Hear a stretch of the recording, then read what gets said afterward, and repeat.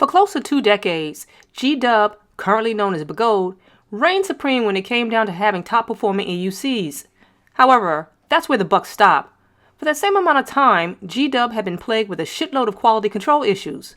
Those of us that were not loyal to the brand for that reason yearned for the day that Kingsong would take the leap of faith and open up the full potential of their wheels because, although they had the quality of wheels we wanted, they lacked the performance G-Dub was providing to the vast majority of us that was craving it.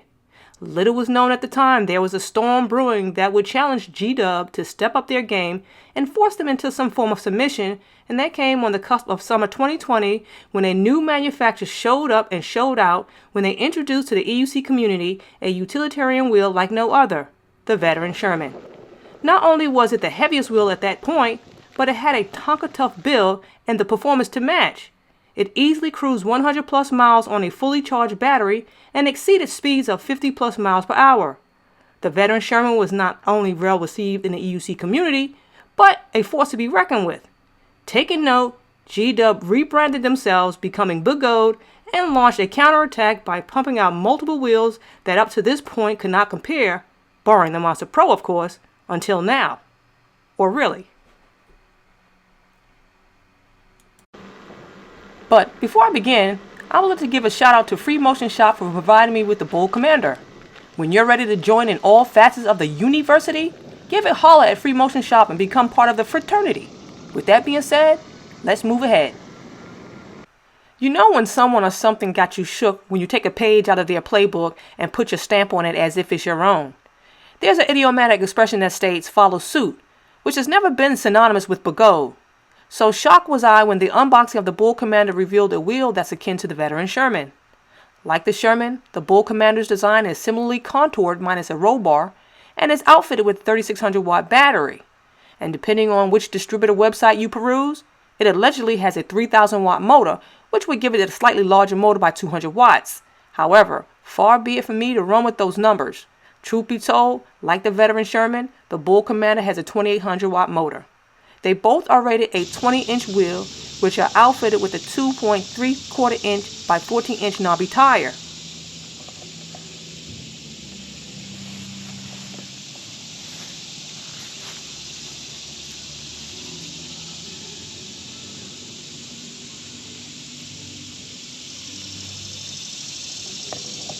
Comparing the height, they are both measuring at 23.75 inches. The trolley handle of the Bull Commander at the first position is roughly 29 inches, and at the second position 35 inches, whereas the Veteran Sherman's 29.5 inches and 36.5 inches respectively. The Bull Commander's foot clearance comes in at 5 inches at the bracket, falling short of that of the Veteran Sherman by an inch. The shell outfit on the Bull Commander appears to be as robust and thick, if not thicker, than the Veteran Sherman, especially on the outer perimeter of the frame. The foot plates on the Bull Commander are slightly larger, measuring at 10.75 inches by 6 inches, in comparison to 10 inches by 5 inches of the Veteran Sherman. The built-in LED display panel on the Bull Commander measures 1.75 inches by 1.5 inches, whereas the Veteran Sherman display panel is 2.18 inch by 1.75 inches.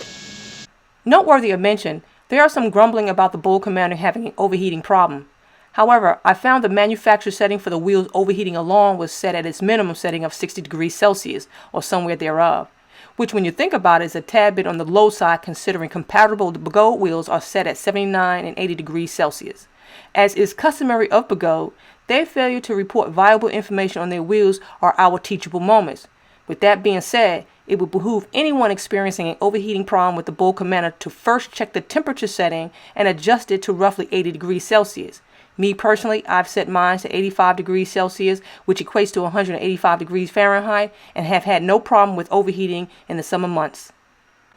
As with any non-suspension wheel hitting the market here lately, the Bull Commander is capable of squeezing out 100 plus miles, and I'm not talking conservatively. On my initial start of tracking the miles, I started with 50.55 miles and ended with 140.93 miles. During my time of riding around, I did not opt to zombie ride this wheel and rode it at various speeds and through various terrains and was able to reach 90 miles with 9% left on the battery. Even at 9%, I was still able to cruise at 27 miles per hour without a tilt back or it beeping. During a no-load test of the Bull Commander, the free spin cutoff was all over the place. I conducted 4 separate tests and each one yielded something different. The first 55.2 miles per hour, the second 58.3 miles per hour,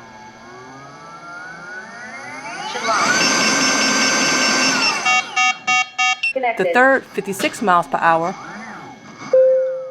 speed 3 miles per hour, distance 200 yards, and the fourth 61.6 miles per hour, averaging 57.5 miles per hour. It's no wonder the reported specification on the Bull Commander's top load speed is ambiguous. Depending on the rotation the speed dial lands on at any given time will be indicative on whether a particular rider can theoretically reach 50 plus miles per hour, which when you think about it is a scientific crapshoot. While riding at speeds in excess of 45 miles per hour with the first and second speed alarm disabled, the Bull Commander did something unlike any other Begode wheel I've experienced, and that was in the form of a tilt back. At roughly 45.2 miles per hour, the Bull Commander gradually tilted backwards. There were no beeps, and because I had the safety margin set at 1%, I decided not to push my luck any further to solicit the beep by fighting the tilt back. The overall performance of the Bull Commander is nothing new up under the sun this way come.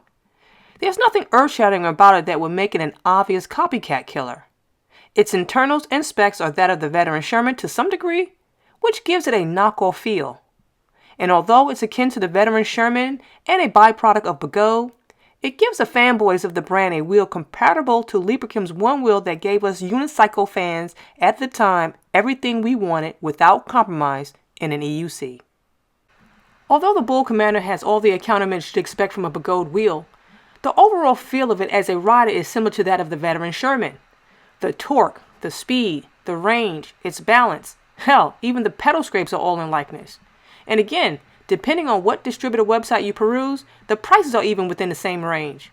Whether it was or wasn't the intent of Begode to follow suit of Librachem by offering their prototype version of the Veteran Sherman, I found there's very little that separates the performance or the build quality of these two wheels.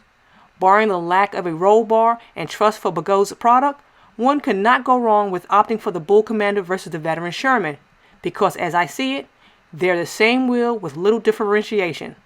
That's my opinion, and I'm sticking to it. Well, my peeps, if you made it this far into the video, I greatly appreciate you and now must bid you adieu. But before I exit stage left, my next upcoming review will be on the EX20, so be on the lookout for that video. With that being said, we've come to that part of the video where you guys know what time it is. Hit that like button, subscribe, comment, good, bad, or indifferent. So until next time, guys, deuces.